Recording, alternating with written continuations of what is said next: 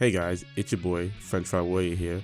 For this video, we're going to go over some of the side plots that are currently going on in the series of Record of Ragnarok. I'll be explaining when it came up, what might happen, and overall how it might affect the main story plot. Also, I have a fun video topic idea that I think you guys might like, so please stay tuned to the end of the video to find out and let me know what you guys think. All in all though, all of the side plots that I've chosen are definitely plausible and should be 100% considered whenever you read the manga or even watch the anime. My predictions of where these side plots might lead to could be wrong, and you might have a different idea or thought on where it might go. If you do, comment down below what your interpretation is. And lastly, I really enjoy making this content for you guys, so it would really mean a lot to me if you could drop a like and subscribe for more future content. Also, this video will contain spoilers for both the manga and the anime, so if you haven't seen either, I would suggest go checking it out and quickly come back to this video. So these first side plots will be about Brunhilde, since there's a couple ways her character could go based on the things we've seen so far. First side plot that I think will for sure come true eventually is that Brunhilde will most likely die. The question is how? This was first alluded to on volume 8, chapter 30, after round 4, where Heracles died, and while mourning for his death, she states, "I will join you in that place shortly." And let's be honest, you don't need to have a massive brain to know what that means. Remember, Niflheimr in this story means the soul is destroyed, completely eradicated, no possible resurrection, a true death. She could be planning on setting her own death after the tournament to repent for the good gods that died, like Heracles. The amount of guilt she might be feeling for killing a kind, loving demigod must weigh on her so heavily. Also, if you watch the anime and have seen the ending credits opening, at the very end it shows Brunhilde essentially being Thanos snapped away the same way other fighters have died. Going off that previous side plot, there's also a chance that she might die with the fighter when she volumes. When the fighter dies, the Valkyrie must also follow that same fate, sadly, and many speculate that she and her fighter will die before the last match, and Gull shall rise up and finish what Brunhilde started to save humanity in the final match of Ragnarok. I think this side plot kinda goes hand in hand with the last one and answers the possible question to how Brunhilde might die.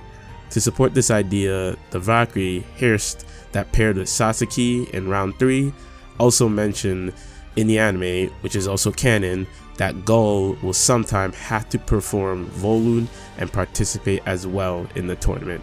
I really don't think the author will go off and kill Gull like that, but who knows, these authors are highly capable of subverting our expectations and might throw us a curveball in some other way. We also have the newly Siegfried plot, who is first mentioned in volume 16, chapter 65, and first appeared in chapter 77. Buddha has asked a human fighter, Sakata Kintoki, to go find Siegfried, cause he's the legendary demigod dragon slayer warrior who would shake Ragnarok. And keep in mind, my boy wasn't on that roster list. Currently, we don't know much, and all we know is what he looks like. He's currently imprisoned in Tartarus, and him and Brunhilde may know each other, and they may have been doing some business with each other. Many speculate that he'll fight for the gods.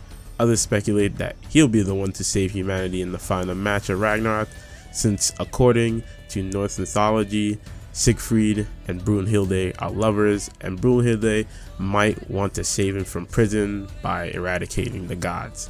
Who knows? Maybe she plans to Volund with him, but only time will tell what the authors have in store for this character. In the last side plot, I mentioned Brunhilde wanting to eradicate the gods to save her ex, Siegfried. This leads to the idea that Brunhilde may have some other motives planned other than just simply saving the humans. This could be likely because in chapter 77, Buddha seems to be onto Brunhilde about Ragnarok and her ex-lover Siegfried being connected. He also said that she has otherworldly desires, not saying that she doesn't value the humans, because she tears up when she sees human fighters lose their lives and wants to save them no matter what, since she too was once immortal. I did also see arguments that she's fighting for Siegfried too, since he's locked up, and if the gods are wiped out, then her lover will be free. This is really the only otherworldly desire that I could see that she wants.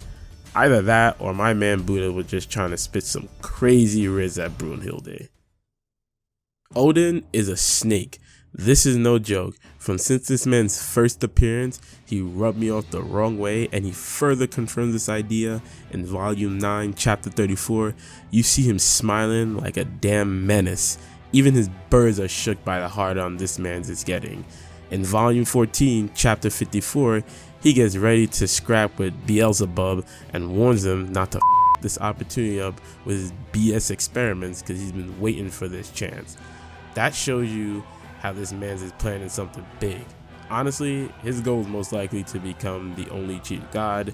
This plan would involve killing or overthrowing Zeus, since he's the only chief god that could contest him, with Hades being dead now, and Shiva not being strong enough to contest Odin. Let's be real, Shiva fans, I like the guy too, but there's no way in hell he'd win against Odin. Speaking of killing or overthrowing Zeus, Adamus is for sure coming for blood. In volume 4 chapter 15, remember his original goal was to overthrow Zeus when he first appeared and become the chief god as well. Dude was already gathering his army and he just needs Poseidon. However, Poseidon basically called him a snake and a bitch, and Adamus got salty, rushed in, got one-shotted, and was basically erased from history just by the word of Poseidon. Why does that remind me of something?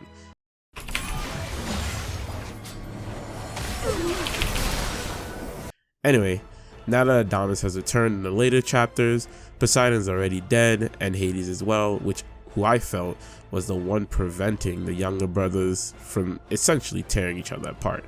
Now that he's gone, Adamus could directly contest Zeus with no interruptions. Although, to be honest, I'm not too sure if he's strong enough to even kill Zeus. But who knows, maybe that suit Beelzebub gave him might have some crazy powers to it. Or maybe he might be working with Odin too.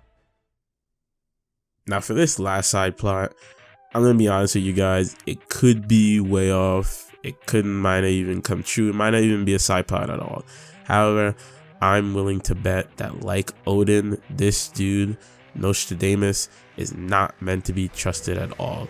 When he was first shown in volume 14 chapter 55, he reminded me of characters like Jack that are sneaky but on a completely different playing field. Even Brunhilde admitted that he is really strong. Like, why would you want a man who destroyed the Bifrost for shits and giggles and was sent to Helheim? Yes, the gate of rainbow and darkness that connects Midgard, also known as Earth, to Asgard, the realm of the gods. Hell, even Brunhilde admitted that if he wanted to, he could break out of hell and kill the guards if it came down to it. Like, what? Is this dude trying to pull Cell and just rule over all of hell? Like, it seemed like he could really do that if he wanted to, with no difficulty at all. How a human was capable of such a feat of destroying the Bifrost is unknown to me. Then again, we had our boy Quinn here solo demon for like 6 days, so that shouldn't really surprise me. Not only that, but this dude's first sentence was that mankind will lose against the god. Yeah, real jokester over here.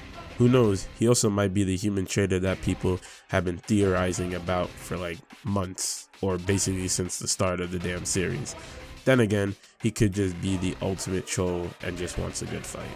Quick note, it could also be argued that there might be some side plots for other characters that survived their match, like Thor, because in my opinion, I feel like we didn't really get to see him do much. But there's really not too much evidence for that, and it would only be speculations, so I'm not really going to go into details about it unless we get more info about it in the future. And with that, guys, that is all I have for you today. Please give this video a like if you enjoyed it, and if you do, there is a 0.000003 chance that this beauty will appear in your room and give you the best hug of your life. The type of hug that will wipe away all your problems in an instant. Lastly, I mentioned a video topic that I was thinking of discussing, and earlier I stated that some people theorize that there's a human traitor among us. So I'm thinking about making a video about ongoing theories or fan theories in Record of Ragnarok. So if you're interested, then subscribe and click the bell notification to get notified of when that video gets released. Thank y'all for your time. Hope y'all have a great day. See ya.